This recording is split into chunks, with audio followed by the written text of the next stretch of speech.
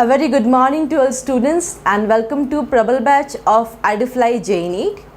We are starting this academic session of 2020-2021 from 14th of October, and I welcome you all to attend this session, this class. I'm going to make this class very interesting, and before going to today's class, I'll just explain you my strategy of teaching you biology. Myself Sikha Dubey, and I am going to take your entire biology, both zoology and botany. So my strategy will be to clear your NCERT. First you have to clear the basics of NCERT by preparing the notes simultaneously, and then you have to solve questions related to that chapter. Then only you can clear your NEET exam. So these are my strategy which help you to clear your NEET exam, and I'll teach you in that way accordingly. Okay. So today's class first chapter is reproduction, and this is the unit 6, I guess. Yes, unit 6 of class 12, reproduction. First chapter will be reproduction in organisms.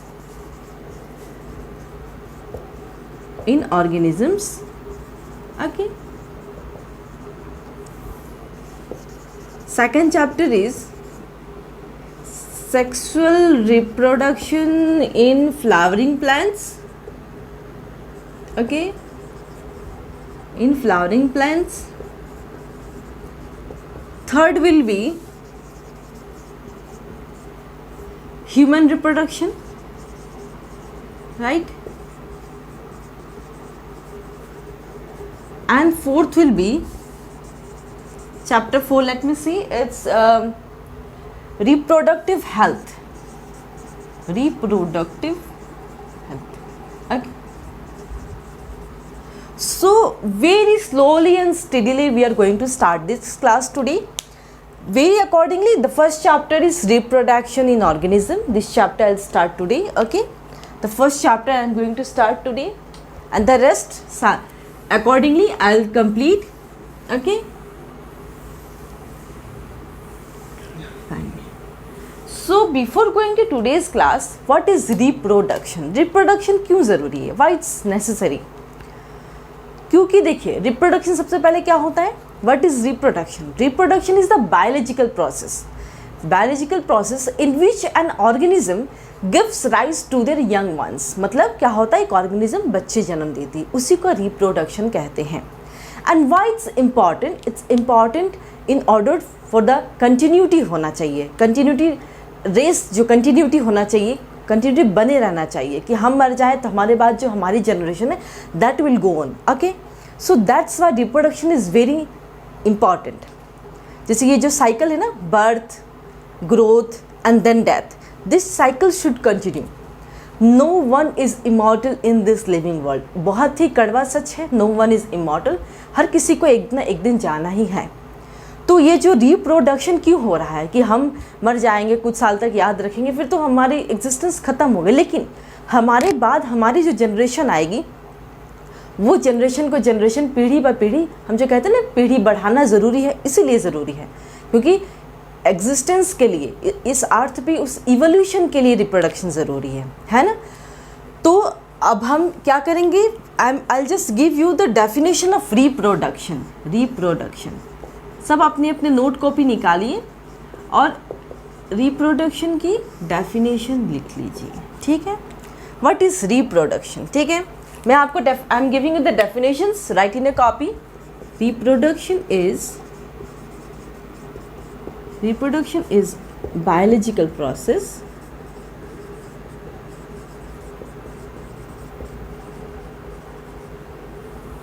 in which an individual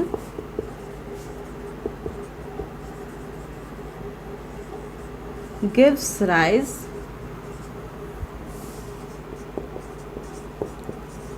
to their young ones. Also you can say, and reproduction is the biological process in which an individual gives rise to the offspring. young ones को offsprings भी कह सकते हैं, offsprings कहते हैं. ठीक है. So this is the definition of reproduction. Okay. Next is reproduction is of two types. One is asexual and the other is sexual. One is asexual and the other is sexual. ठीक है, इसके हम details पढ़ेंगे, asexual and sexual का details हम पढ़ेंगे. Right now you just write it in your copy.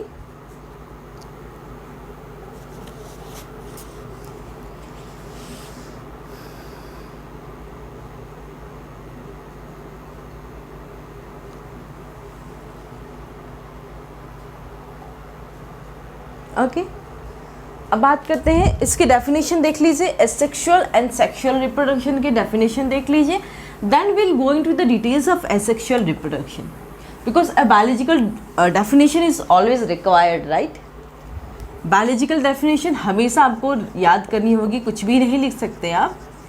You have to first understand and then write. Asexual reproduction में क्या होता है, गैमेट्स फॉर्मेशन नहीं होता है, सिर्फ सिंगल पेरेंट से ऑफस्प्रिंग्स प्रोड्यूस होते हैं. तो डेफिनेशन क्या होगा, when offspring is produced by single parent, when offspring मतलब बच्चे, मैं लिखते जाती हूँ बताते जाती हूँ. When offspring is produced bye a single parent, ठीक है, सिंगल पेरेंट होगा, दो पेरेंट की ज़रूरत नहीं है. No opposite sex are there, only single parent जो है ऑफस्प्रिंग बच्चे प्रोड्यूस करेंगे. When offspring is produced by a single parent without, देखो, without the involvement of gamete,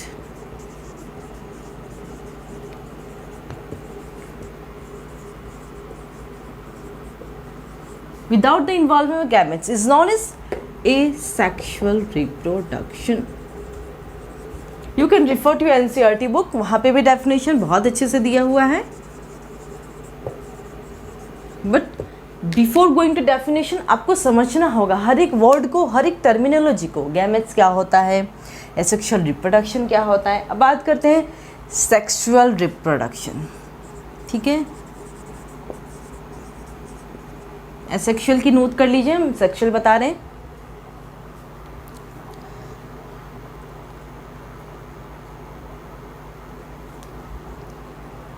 sexual reproduction क्या है, when two parents of opposite sex, याद रखिएगा एक मेल है तो दूसरा फीमेल होना पड़ेगा. Two parents of opposite sex takes part in reproductive process.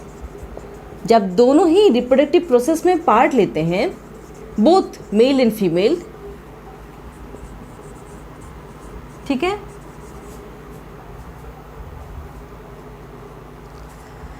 When two parents of opposite sex takes part in reproductive process and when there is involvement of both male and female gamete,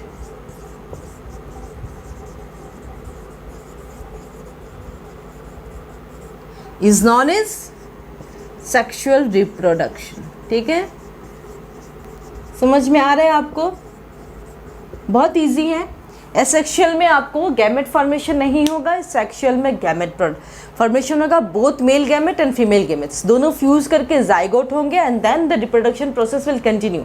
मैं इसकी बहुत details में sexual reproduction आपको बहुत अच्छे से पढ़ाने वाली हूँ. This is the basics reproduction in organisms, जो first chapter of class 12th है उसके बारे में बता रही हूँ. तो पहले आप डेफिनेशन जान लीजिए, फिर हम इसकी डिटेल्स में जाते हैं. Okay, so note down it.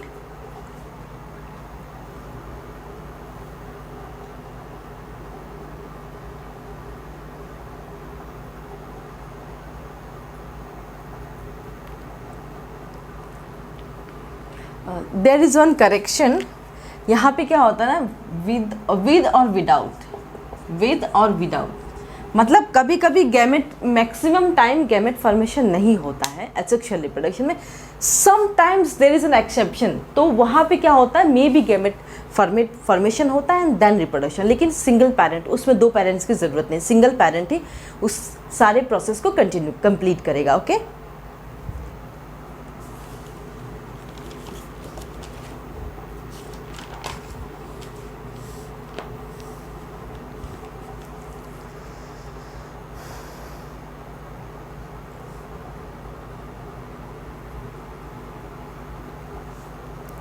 हो गया, लिख लिया आपने। चलिए, हो गया, reproduction is done, asexual and sexual reproduction.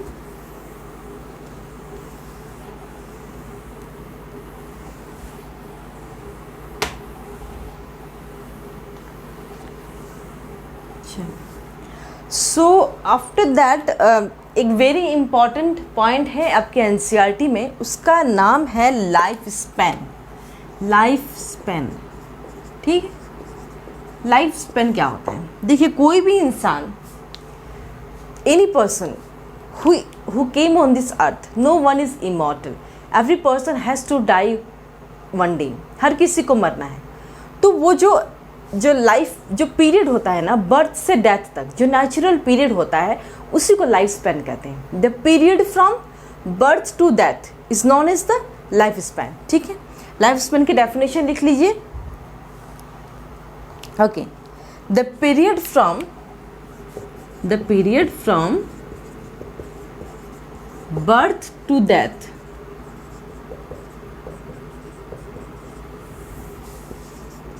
the period from birth to death,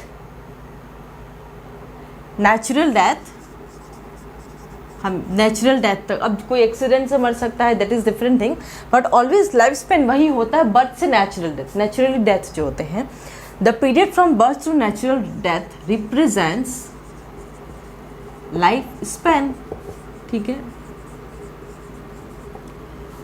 और एक इम्पॉर्टेंट बात आपको कहना है, लाइफ स्पैन आप इन बॉडी की साइज़ देख के नहीं कह सकते कि वो इतना लंबा है या बहुत मोटा है तो वो बहुत सालों तक जिएगा।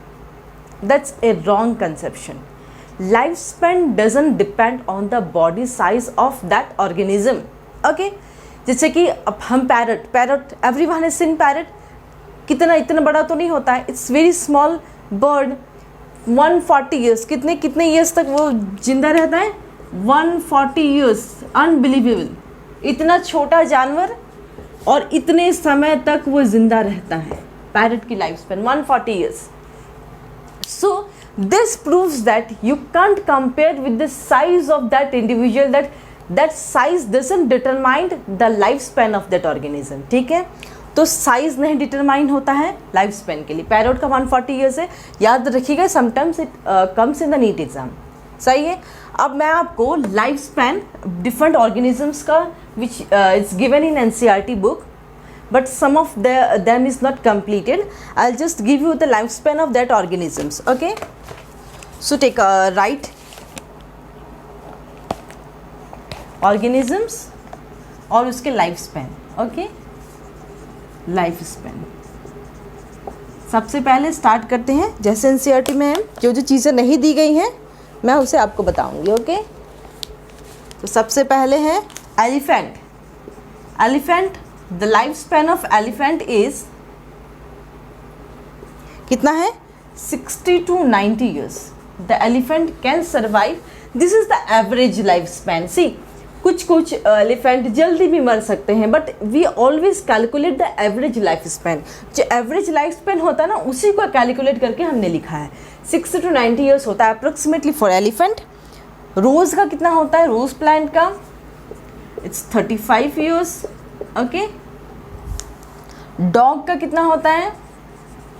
It's 20 to 30 years, okay. Butterfly ज़्यादा दिन नहीं, वो जल्दी गुजर जाते हैं, it's 1 to 2 weeks, okay. Next is banana tree, केले के पेड़, कितना? बनाना ट्री इज 25 years, ठीक है। I think I can rub it. चलो, बनाना ट्री 25 years। क्रो कितना? 15 years, ठीक है। काओ कितना? 20 to 25 years। मैं I am just giving the approximate, sometimes it comes, जैसे कि पैरट एक्सेप्शन है, बॉडी साइज इतना छोटा है बट वो बहुत साल तक जीता है ना। तो पैरट याद रखिएगा, कुछ इंपॉर्टेंट जो है ना वो याद रखना है। Parrot 140 years, 140 years. Next is crocodile, कितना होता है 60 years. हॉर्स क्या है, कितना है 60 years. Next is fruit fly, fruit fly कितना 30 days. Okay. Next is rice plant, कितना इस 3 to 4 months. राइस प्लांट का लाइफ स्पैन होता है 3 to 4 months. टॉर्टवाइज का कितना होता है, इट्स 100 to 150 years. एवरेज में ले लो तो टॉर्टवाइज 100 to 150 years सर्वाइव करता है. ओके. बनियान ट्री सबसे ज़्यादा, आप लोग को पता है बनाना और बनियान ट्री में डिफरेंस क्या होता है. बनियान उसको कहते हैं, वो बरगद का पेड़ होता है. अब सबने देखा होगा, बहुत बड़ा होता है, बहुत वृक्ष होती है उसकी. ठीक है. सो दिस लाइफ स्पेन आप नोट डाउन कर लीजिए तरीके से, क्योंकि कभी कभी जो है ना एग्ज़ाम्स में चल आ जाता है, एग्ज़ाम में है ना. तो उसके बाद हम क्या करेंगे, after discussing the life span will discuss about the asexual reproduction. Life span is done. अब हम एसेक्सुअल रिप्रोडक्शन की डिटेल्स में जाएंगे, because this is reproduction and will discuss both asexual and sexual reproduction in details. Okay, just note it down.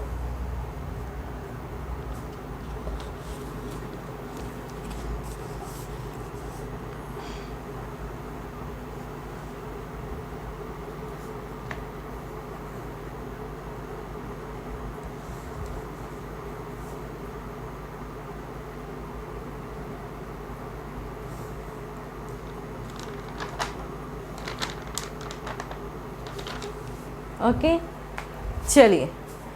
I hope you have written in note copy.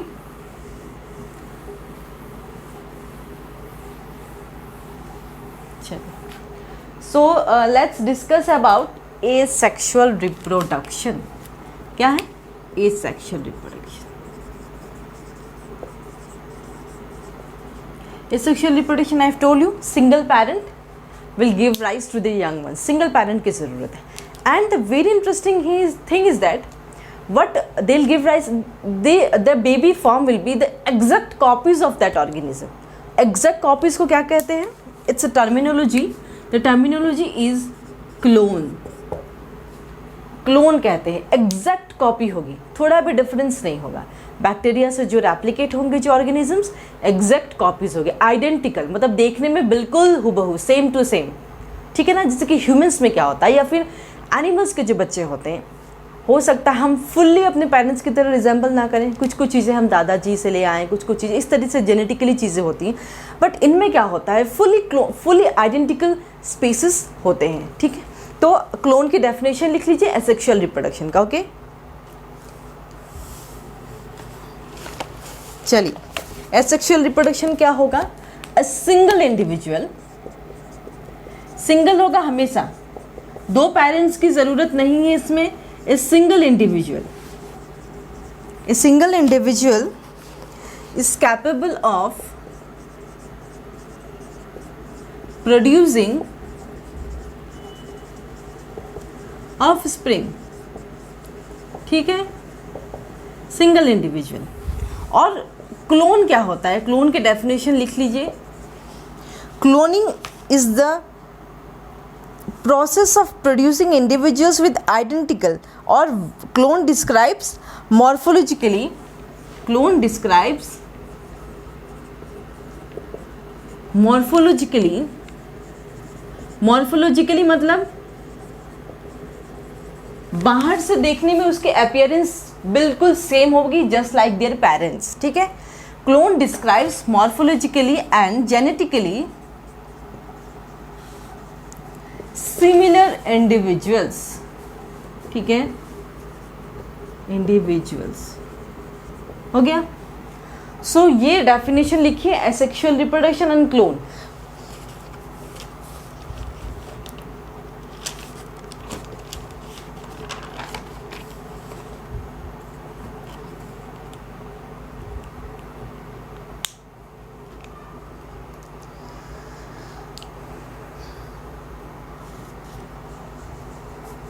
ठीक है, I hope आप सबने लिख लिया होगा। Clone is the biological terminology you have to remember. कुछ नहीं है, बस एकदम हूबहू पेरेंट्स की तरह जो इंडिविजुअल्स बॉर्न होंगे, they give rise to the individuals, they are morphologically बाहर से देखने में एंड जेनेटिकली सिमिलर होंगे। A very common example is budding. Budding in very common example, budding in किस में होता है budding? Hydra.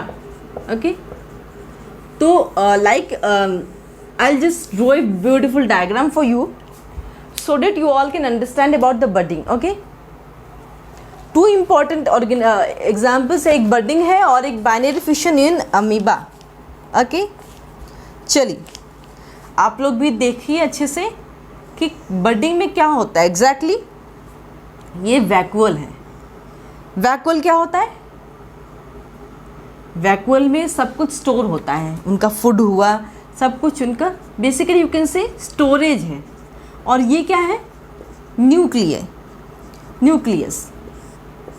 Then what does it do? The next step is that, ये जो है ना हाइड्रा है, हम हाइड्रा बता रहे, ए बर्ड विल फॉर्म। ये जो है ना, ये इसको कहेंगे हम, क्या कहेंगे? बर्ड। सिंस हम पढ़ रहे हैं budding in hydra, so after this bud will form, vacuole रहेगा, ये वैक्यूल है, और यहाँ पे 2 डॉटर न्यूक्लियाई फॉर्म हो जाएगा। डॉटर न्यूक्लियाई हो जाएगा। पहले तो न्यूक्लियस है, 2 डॉटर न्यूक्लियाई, सेल साइकिल होगा। बेसिकली सेल साइकिल से ये सारे फॉर्म होगा। सेल डिवीजन हो रहा है ना, बगैर सेल डिवीजन थोड़ी ना 1 से 2 न्यूक्लियाई हो जाएगा, है कि नहीं? नेक्स्ट क्या होगा? The third step is that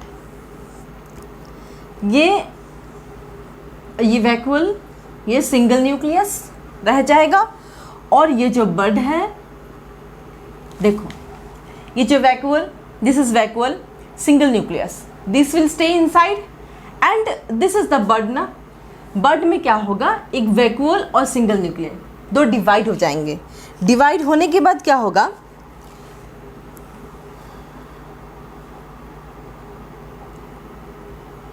बर्डिंग in hydra और ईस्ट। बेसिकली ये एग्जाम्पल ईस्ट का है, एनसीईआरटी बुक से लिया हुआ ये एग्जाम्पल है, बर्डिंग इन ईस्ट। ठीक है, नेक्स्ट क्या होगा? Next step what it will do is, this is daughter nuclei, vacuole attached with the nucleus, this is daughter nuclei, and next parent nuclei, this is parent nuclei. क्या हो जाएगा? ये parent nuclei, ये daughter, ये parent. तो basically ये hydra नहीं है, ये जो मैंने डायग्राम बताया आपको ईस्ट का है, क्योंकि ये एनसीईआरटी बुक से लिया हुआ डायग्राम है, फ्रॉम एनसीईआरटी, फॉलो करिए आप, उसी का डायग्राम है, मैंने आपको बता के समझाया है कि ये बर्डिंग इन ईस्ट। अब बात करेंगे बाइनरी फिशन। फिशन मैंने बताया है, what is fission? Fission means break down. Fission का मतलब होता है ब्रेक डाउन। तो now will see binary fission in amoeba. Okay, binary fission in amoeba कैसे होता है? How does this process take place? सबसे पहले देखिए एमीबा, देखिए एमीबा बहुत सिंपल, बहुत कूल टाइप ऑफ ऑर्गेनिज्म है ना। ये क्या है? एमीबा। ठीक है, और ये क्या है? What is this? Nucleus. Nucleus तो प्रेजेंट रहेगा ही, और बाकी छोटे छोटे वैक्यूल्स हैं, है ना, स्टोरेज के लिए और बहुत सारी चीज़ें के लिए। नेक्स्ट स्टेप क्या होगा? अमीबा जो है, ये अमीबा है ना, न्यूक्लियस जो होगा, ये दिस इज न्यूक्लियस ना, न्यूक्लियस विल गेट एलोंगेटेड, मतलब एलोंगेशन हो जाएगा न्यूक्लियस का, एलोंगेशन ऑफ न्यूक्लियस। ठीक है, थर्ड स्टेप चलो। Next will be division of nucleus and cytoplasm. क्या होगा? यहाँ न्यूक्लियस है और this what is cytoplasm? This whole area is known as, this whole area cover is known as cytoplasm. So what happens is that this nucleus gets divided into two. Okay, and then it leads to 2 daughter nuclei or 2 daughter amoeba. See, 2 daughter amoebas are formed. Okay, this is the diagram, note it down. This is in case of binary fission in amoeba, and this is budding in yeast. Okay,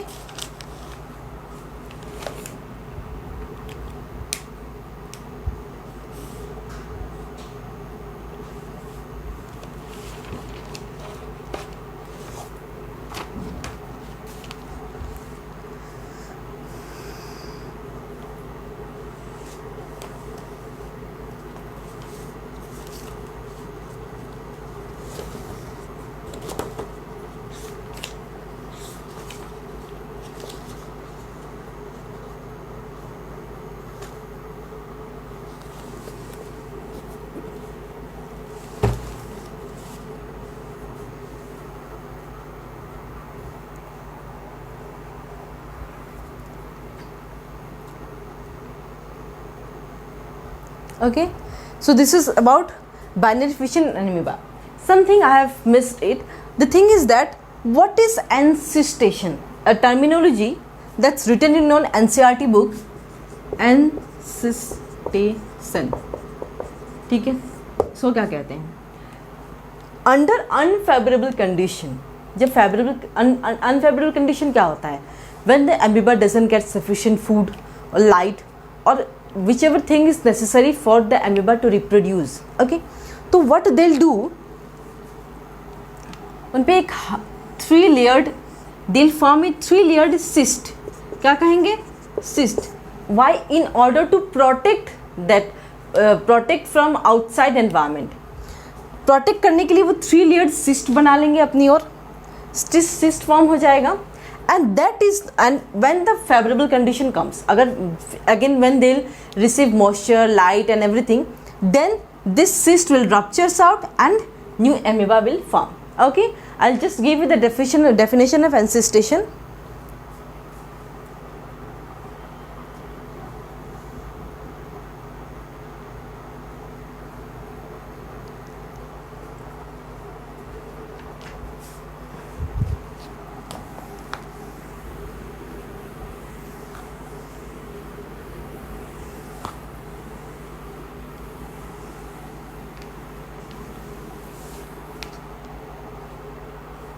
एनसिस्टेशन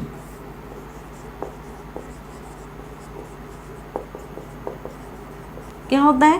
unfavourable condition में amoeba under unfavourable condition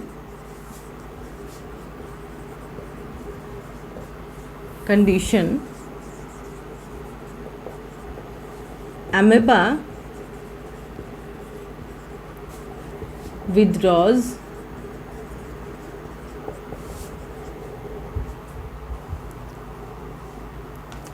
its pseudopodia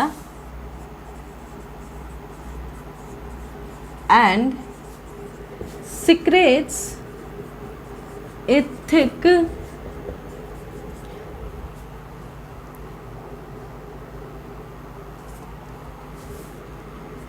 three-layered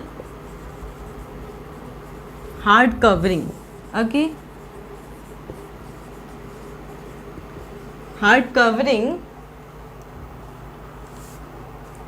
or cyst around itself. This is known as encystation. Okay,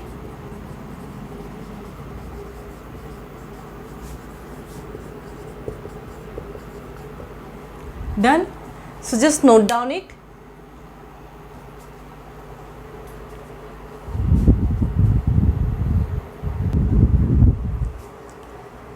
There is again another terminology, that is sporulation. Encystation क्या था?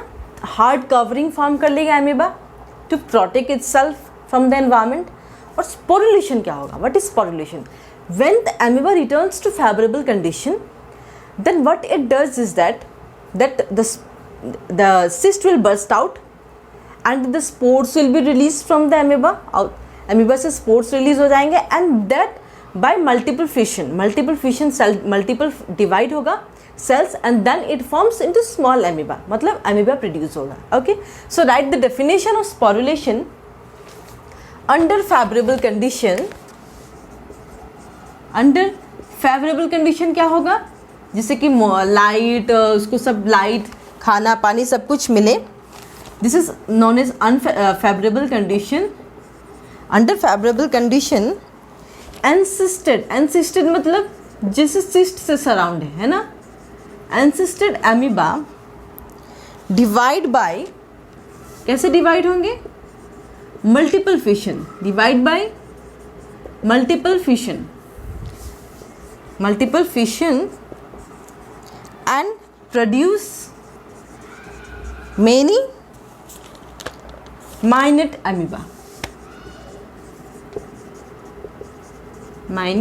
amoeba. Okay.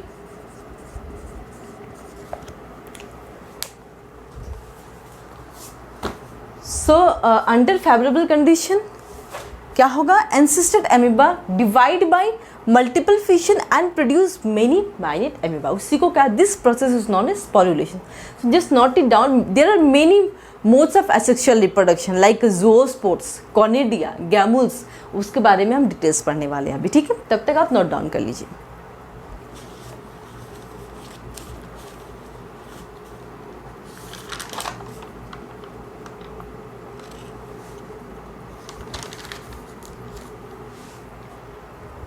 Done.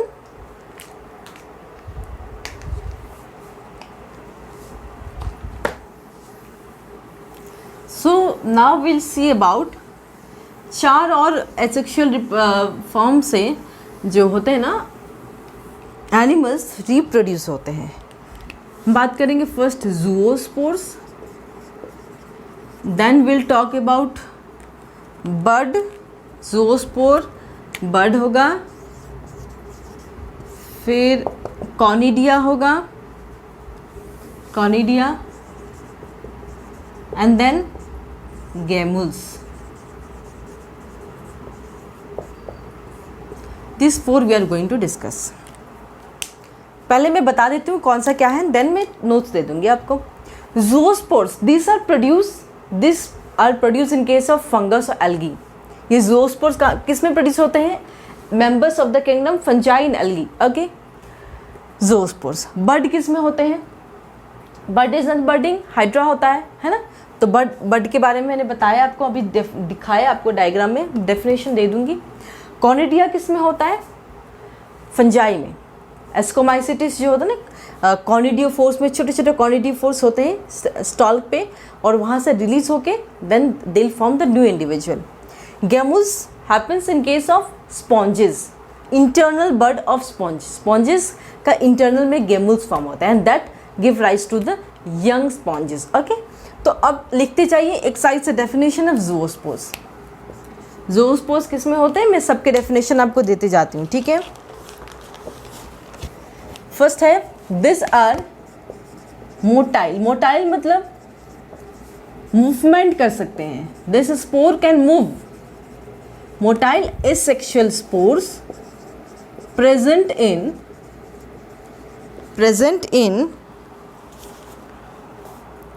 algae and fungi.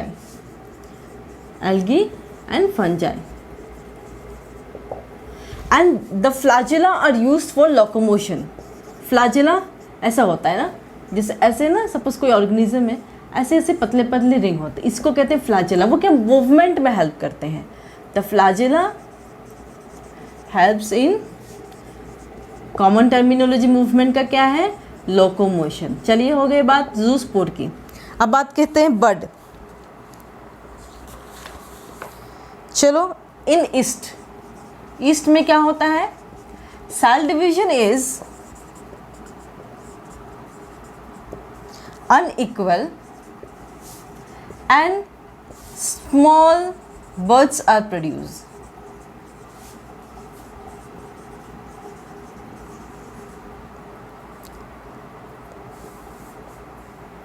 And from that bird they separates and develop into new individual. Okay, बात हो गई बड की ज़ूओस्पोर्स का। बात करेंगे conidia and गैमुल्स, तब तक आप नोट्स कर लीजिए, ठीक है।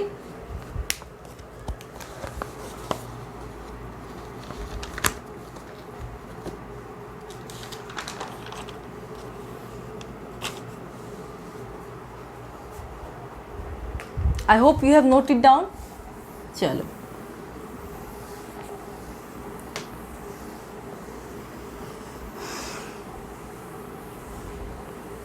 now we'll talk about conidia. Okay, conidia क्या होता है? Conidia is nothing but these are asexual spores of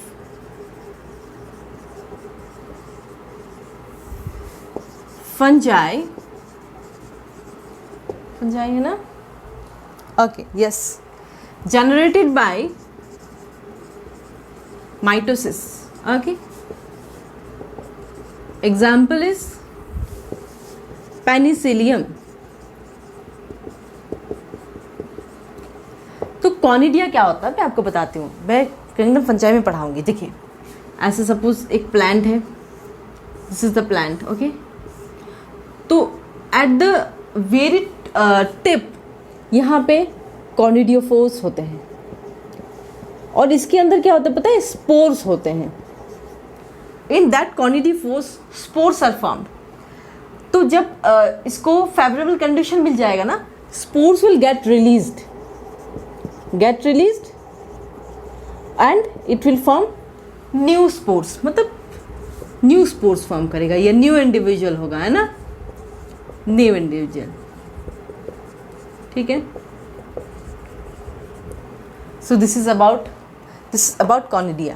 ठीक है, next we'll discuss about gammules, and this terminology is very important even from the NEET point of view. Just remember the terminology and the definition itself. Next is gammules. Gammules, these are the internal bud of sponges. Okay, freshwater sponge. These are the internal bud of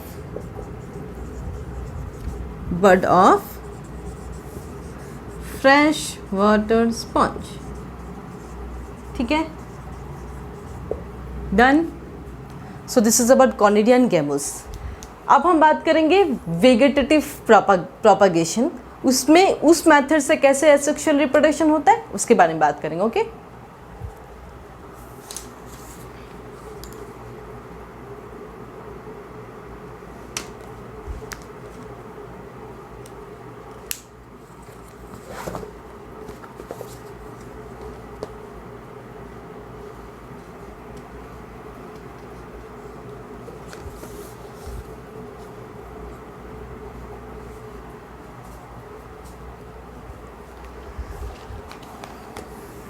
चलो अब बात करते हैं वेगेटेटिव reproduction. Asexual reproduction का यही last part है, ठीक है।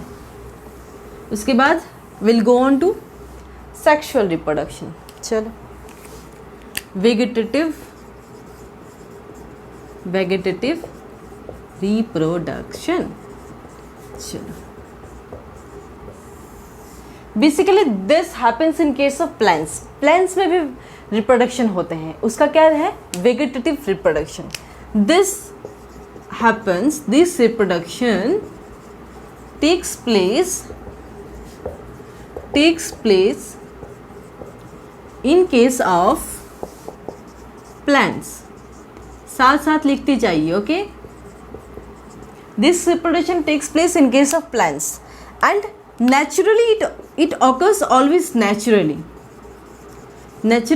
it occurs by various process हैं, जैसे कि रनर सुना होगा आपने, रनर और स्टॉलन्स, STOLONS, ठीक है, रनर और स्टॉलन्स।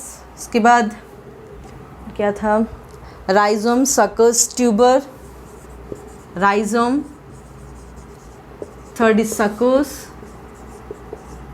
देन ट्यूबर्स, ठीक है, सकस है, ट्यूबर्स है, ऑफसेट, देन बल्ब एक्सेट्रा, और भी बहुत सारे हैं. This a few of them are given in the NCERT book, which you have to remember: runner or stolons, rhizome, suckers, tubers, offset, bulb. 5 and 6. Okay, just write in your note copy. Tip bulb. We'll discuss in details about runner.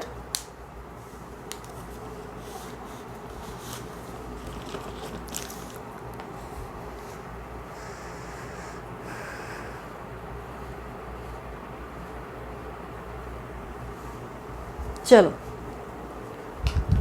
अब बात करते हैं runner की.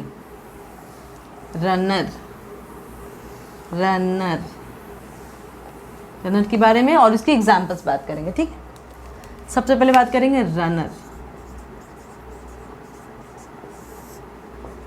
It is a slender stem. बहुत पतला stem होता है. मैं डायग्राम दिखाती हूँ आपकी. जैसे कि ये लीफ है ना, this is the plant above the soil.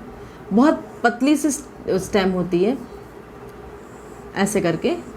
फिर ये दिस स्टेम, यहाँ पे नोड होते हैं, and with that node it give rise to new plant. ठीक है, तो बहुत पतला स्टेम होता है. रूट नहीं होता, याद रखिएगा. रूट नीचे होता है ज़मीन के, स्टेम ऊपर होता है, ये याद रखिएगा आप. ठीक है ना. तो दिस स्टेम वो स्लैंडर वेरी थिन स्टेम होता है, एंड इसी स्टेम से यहाँ पे नोड होता है. उसी नोड से फिर न्यू इंडिविजुअल्स और न्यू प्लांट ग्रो होते हैं. ठीक है, तो डेफिनेशन लिख लीजिए इसका. It is a slander stem that grows in the horizontal direction.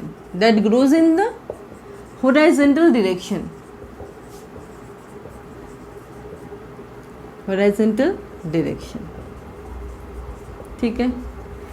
A very common example is strawberry. चलो हो गया. अब बात करते हैं राइजम. राइजम क्या होता है? It is an underground modified stem. It is an underground modified stem. ठीक है.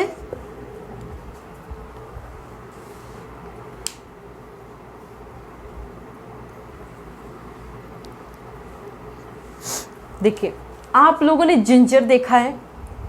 Ginger, everyone you have seen ginger. I know it very well.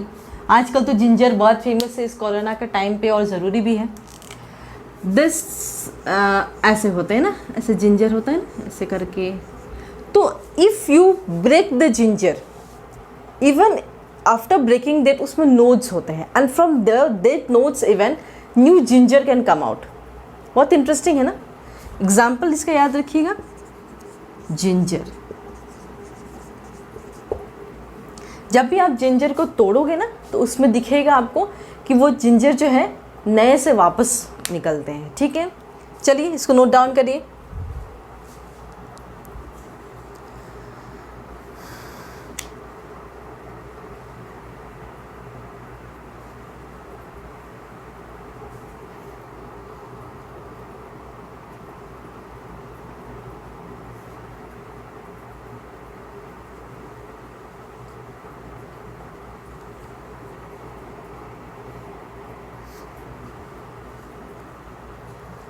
हो गया.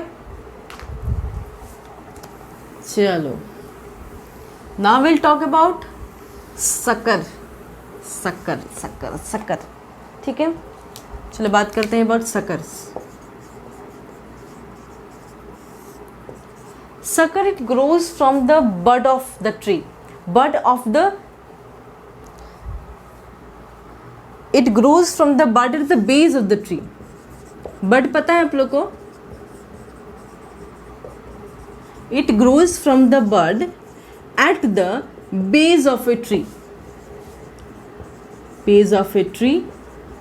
और आप कह सकते हो shoot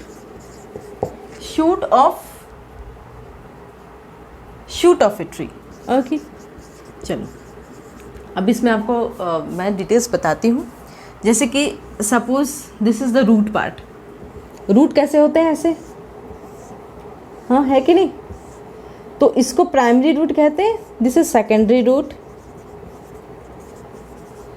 ये होता है root system.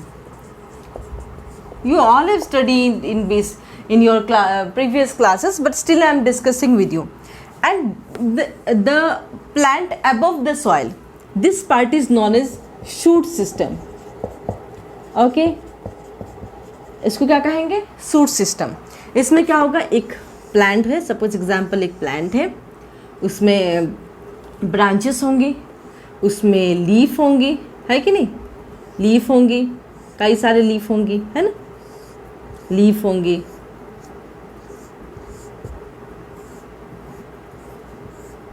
So basically this is the shoot system. तो it may arise from this shoot, या यहाँ पे बड होंगे, उस बड से एक नया प्लांट या नया ब्रांच निकल गया. एग्जाम्पल क्या है इसका, apple, very common example is apple, शक्कर का. ठीक है, root system, shoot system, note it down.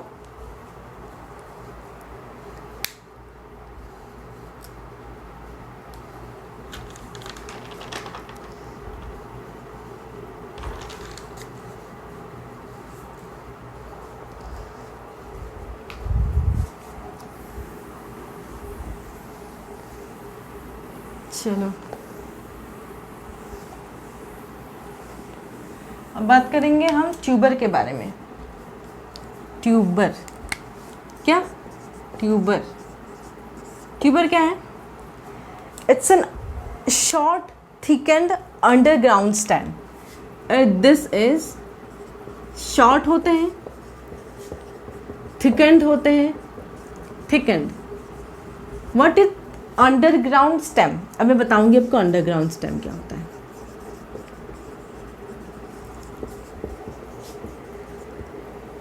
इसका बहुत कॉमन एग्जाम्पल क्या है, पोटैटो. ठीक है, तो आप सबने आलू की खेती देखी होगी मोस्ट प्रोबेबली, मुझे इतना तो एक्सपेक्टेशन है ही आप लोग से कि आलू की खेती देखी होगी. आलू की खेती में क्या होता है बेसिकली, जैसे कि आपने एक आलू, सपोज आप घर पे एक आलू ले आते हो, है ना, आलू ले आते हो ना, तो if you keep that potato for many days, what you will observe is that small bud, and if you keep that potato for your farming purpose, then that bud will grow into new potato. Understood or not? Got my point? जब आप आलू ला के बहुत दिनों तक रख दीजिए तो आपको दिखता है ना छोटे छोटे ग्रीन, उसमें बोलते हैं ना कि इसमें बीजा आ गया, इसको निकाल के खाओ, ये आलू अच्छा नहीं है. तो वो मतलब खुद से ही, वो बर्ड से ही अगर आप उसको रोप देंगे, फार्मिंग कर देंगे खेती में, तो वो क्या होगा, वो बर्ड जो है नया आलू हो, उससे वो होगा, पहले स्टेम होगा. जैसे कि ये खेती है ना, सपोज ये खेती है, लैंड है ना, आलू जब बोगे ना आलू, तो उसमें ना वो अंडरग्राउंड स्टेम है. फ्रूट तो आपको अंडरग्राउंड मिलेगा, लेकिन उसके जो पत्ते होंगे ना, लीफ, ये स्टेम है, ये स्टेम है.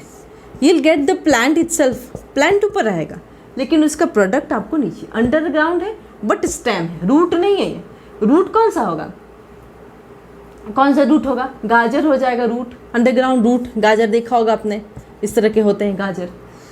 तो potato is underground stem. Okay, और ये उसकी पत्तियाँ होती हैं. ठीक है, तो very common example is potato. Tuber हो गया, इसको नोट डाउन करिए.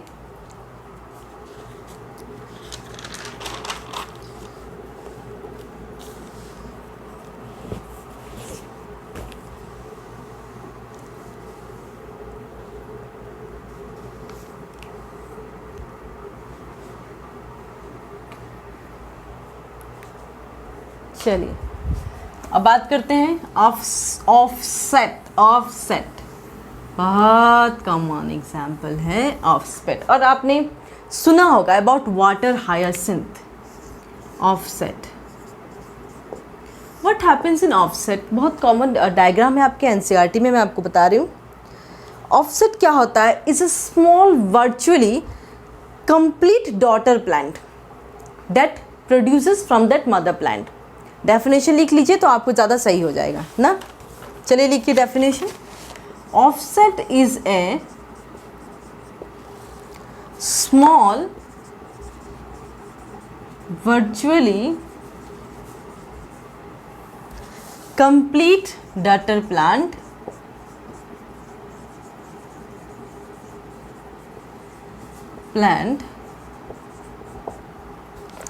that asexually produced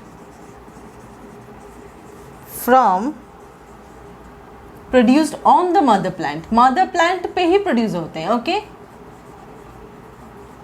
mother plant. Example water hyacinth. ठीक है, मैं डायग्राम दिखा देती हूँ। आपने पॉन्ड देखा है ना, एक बड़े से पॉन्ड है सपोज, उसमें देखा होगा कि बहुत दिनों तक अगर लोग वहाँ नहीं जा रहे हैं तो वो वहाँ पे एक ग्रीन ग्रीन पत्ते दिखते हैं, कई सारे जम जाते हैं, उस वही वाटर हायासिंथ है। ऐसे होते हैं वो पत्ते, ऐसे ऐसे काफ़ी पत्ते, वो बहुत सारे लीफ हो जाते हैं। तो ये कैसे होता है देखो, जैसे कि ये वाटर हायासिंथ की प्लांट है, रूट है अंदर ना, वाटर हायासिंथ की प्लांट है। तो क्या होगा ना कि ये ऑफसेट है। This mother plant will give rise to daughter plant. यहाँ पे डॉटर प्लांट होगा और इसी को क्या कहेंगे, ऑफसेट कहेंगे। ठीक है, इसको offset that is water hyacinth is also known as terror of Bengal.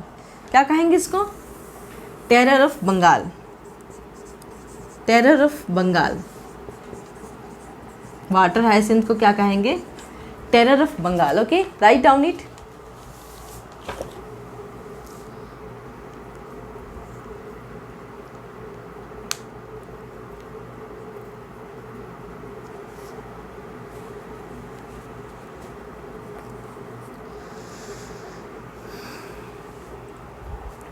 So water hyacinth was first introduced in India. Why? Because due to the beautiful leaf and shape of that flower. बहुत सुंदर shape होता है उस leaf का, and that's the reason it was first introduced in India. And more one important thing is that it's a weed. This plant, water hyacinth, is weed to, weed मतलब पता है आपको क्या होता है, weed to aquatic fishes. See, if more and more water hyacinth it grows on that pond, what happens is that it will drains the oxygen. It drain the oxygen from that pond, and what happens, that will harm the aquatic fishes. जो मछलियाँ हैं ना, उनको भी तो survive करने के लिए चाहिए होगा ना ऑक्सीजन।